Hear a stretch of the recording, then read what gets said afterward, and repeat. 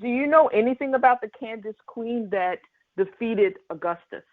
It's quite likely that it was Amani Reines. If you look at the images, if you just Google Meroitic Queen, Kushite Queen, you'll see images of very voluptuous, statuesque, thick, if you will, women. So she was a brick house, in other Yes, words. she was. I laugh because I keep waiting to work up the urge to play the Commodore's Brick House when I give a lecture about these Meroitic. The excerpts you just heard are from my upcoming continuing series of interviews with Dr. Solange Ashby, the first Black female Egyptologist in 221 years of the discipline. Stay tuned.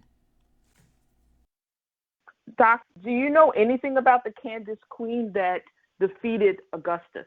Yeah, so it's not 100% sure which of these 5 amazing queens who ruled basically back to back in the 1st century before Christ and the 1st century after the birth of Christ, but it's quite likely that it was Amani Reines.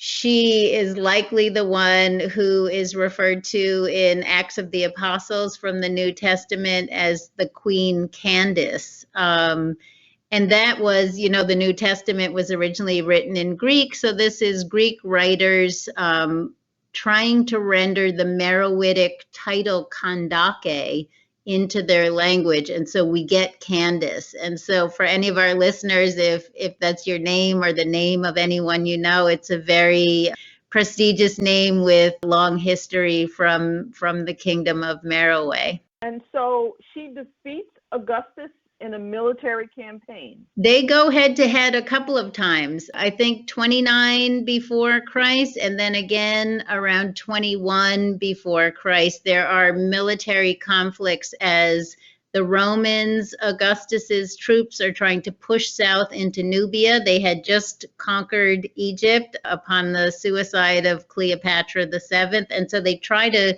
continue going south, and this amazing warrior queen meets them in battle just south of the Dodecaskoinos, so just south of that lower Nubia area that we've been talking about. And it's more like a stalemate. At least this is how Augustus tells us, right? And we have yet to be able to read the Meroitic script, the texts that tell us about this battle.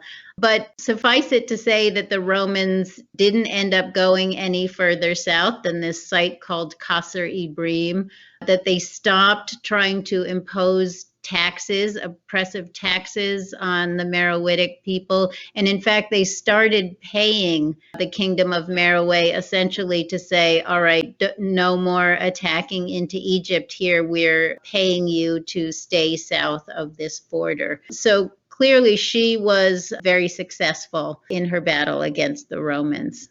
So if you're just tuning in, you're listening to another segment of Reclaiming History with Dr. Solange Ashby, PhD, Egyptologist, Nubiologist, and we're talking about her new book, Calling Out to Isis, The Enduring Nubian Presence at Philae, published by Gorgias Press. There's a special discount code created for Reclaiming History listeners. It's Nubia, spelled Nubia. Get a 30% discount by visiting gorgiaspress.com/calling-out-to-ISIS at www.gorgiaspress, that's GORGIAS press.com. So geographically, where would this imaginary line be on a map based on today's geography where the Romans actually stopped their assault into Nubia? The town, the city that is sort of the southern border of Roman Egyptian controlled Nubia is called Maharaka, and that is still in modern day Egypt. Egypt's southern border is probably at the Second Cataract, which is just an area of the Nile that has rapids in it. But if anyone's traveled to Abu Simbel, that amazing temple of Ramses the Great, far south in Nubia, it's still north of that. So somewhere north of the Sudanese border. So is it true that she was a one-eyed queen?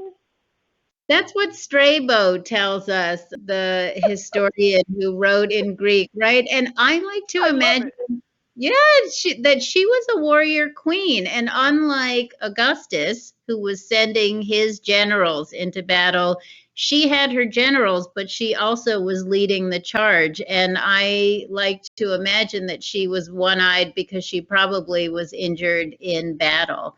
He also calls her mannish, which for a Roman is the ultimate insult. But if you look at the images, if you just Google Meroitic queen, Kushite queen, you'll see images of very voluptuous, statuesque, thick, if you will, women. And so that was considered beautiful and a sign of power. And Meroites were really okay with powerful women, but for the Romans, they were really terribly misogynistic, and that was something that was just horrifying to them, that there would not only be a sole ruling queen and she would be leading her troops into battle, but that she was proudly a big, thick woman and very curvaceous.